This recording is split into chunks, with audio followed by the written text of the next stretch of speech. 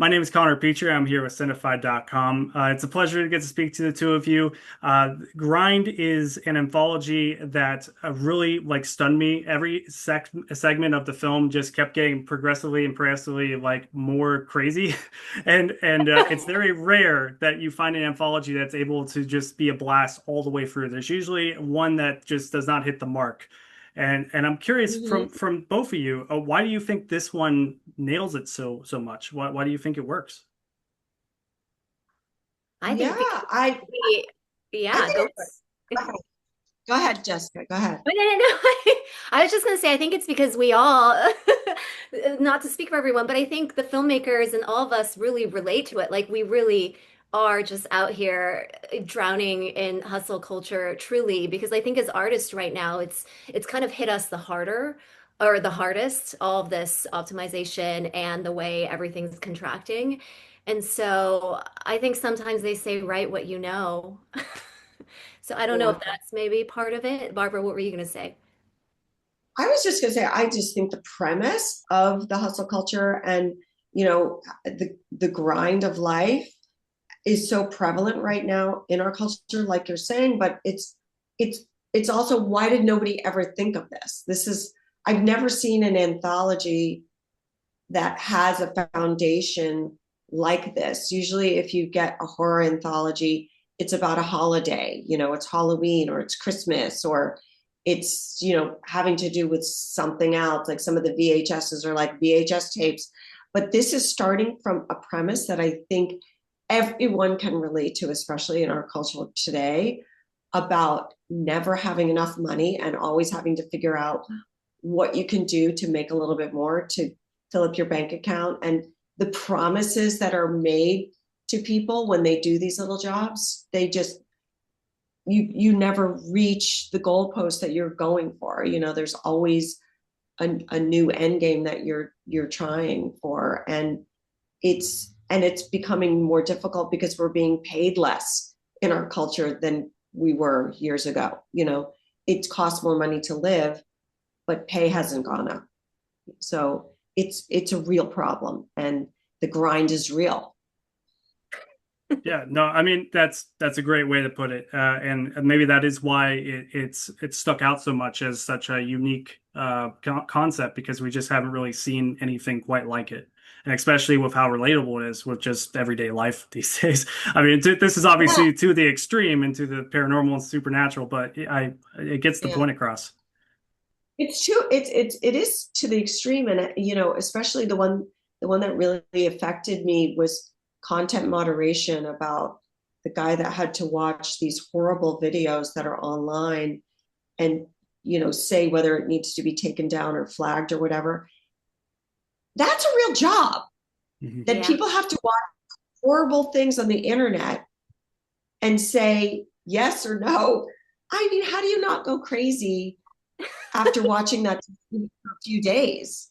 I mean, that was just insane to me. And everybody's making coffee now. People are getting Haley Bieber smoothies delivered to them.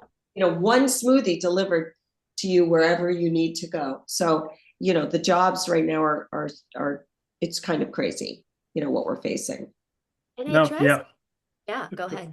Sorry. no, go ahead, Jessica. Sorry. Well, I was just going to remark that the thing that drives me crazy about that is that the corporations keep contracting what people are paid, and then they want us who already are struggling to make up for the lack of pay with tipping, which becomes this whole other conversation. But I don't want to take us No, down another no, rabbit hole. absolutely. Yeah, it's a good point to bring up, and I'm surprised there wasn't a segment just on tipping culture, which I guess there kind of was because of DoorDash, well, Yeah. not DoorDash, but their version. So, um, I am curious with your segment MLM, Jessica. There's a really funny sequence where you're just trying to drink and eat, and you have so much glitter coming out. Was it actual glitter you had to put in your mouth and what was that like? It actually really was. I have been promised that it was edible and that it will not truly harm my body in some irrevocable way. So fingers crossed there, but it really was glitter. It was so fun, but I really applaud them for not just kind of taking the easy way out and CGIing it. Like Mhm. they did all the practical effects, which makes things harder, but I do think it's rewarding because it just makes it so much more realistic and it doesn't taste great. I wouldn't imagine so. It's like definitely when you're biting into a dark chocolate and it turns out to be glitter. I mean, but the one of the things that I kind of wanted to bring up was there's the final moments of the film that we have with your character Barbara, the founder, and Rob Hubel, and I'm wondering with your kind of like it almost felt like I kind of want a sitcom of your two characters because it feels so like it's such a fun back and forth. I was just wondering when you were reading the script, did you expect to come back in those final moments, or? Um, no. When we first did MLM, it was just I knew that they wanted to do an anthology, but this was the first one. So that was all I was told. We're just doing this now and we're going to get this out of the way. And then we're going to, build off of that.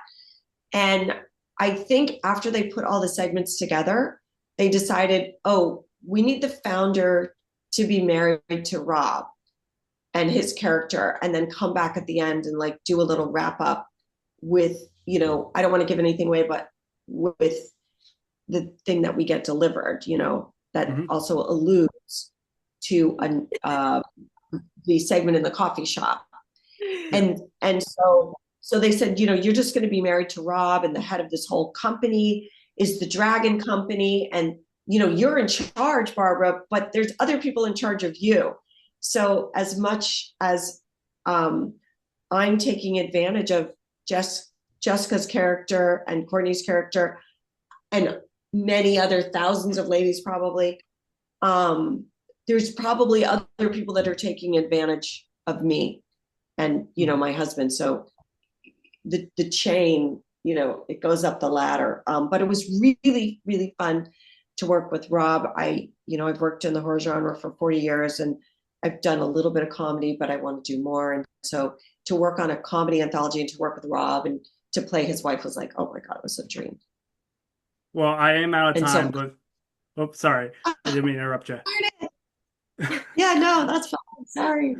Um, Uh, but I am out of time, and I mean, I could just keep talking to you like forever. But I'm so glad that I got to see the film, and I can't wait for others to see it South by Southwest, and yeah, and after that, and so glad you yeah, liked it's it. Thank you. I'm so glad you liked it because I saw it already at a cast and crew screening and I really loved it. I was like, oh, wow, this is so good. I'm so proud to be